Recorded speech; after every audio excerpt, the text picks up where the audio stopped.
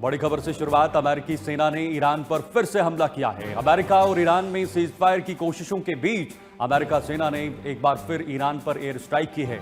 बंदर अब्बास शहर के पूर्वी हिस्से से 3 धमाकों की आवाजें सुनाई दी।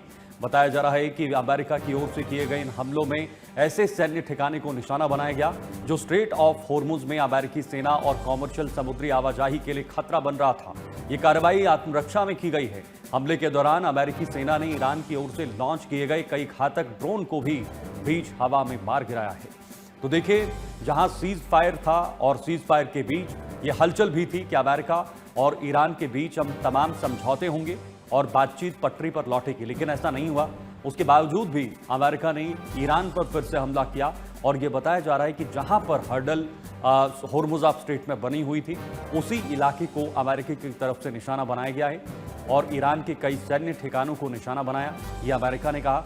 ईरान के 4 ड्रोन मार गिराए, ये भी अमेरिका की तरफ से कहा गया है। लेकिन सबसे बड़ी बात, स्ट्रेट ऑफ होर्मुज की आवाजाही कब तक सुचारू रूप से शुरू होगी और लगातार चलेगी, और इसके साथ साथ ईरान और अमेरिका के बीच बाकी जो समझौते या जिस पर बातचीत नहीं हो पा रही है, उसमें ईरान पर कई तरह की जो सैंक्शंस हैं वो आज पिछले कई सालों से लगी हुई हैं, उस पर भी ईरान अड़ा हुआ है कि उन सैंक्शंस को हटाया जाए ताकि ईरान की जो इकोनॉमिक स्ट्रक्चर है वो एक बार फिर से पटरी पर लौट पड़े।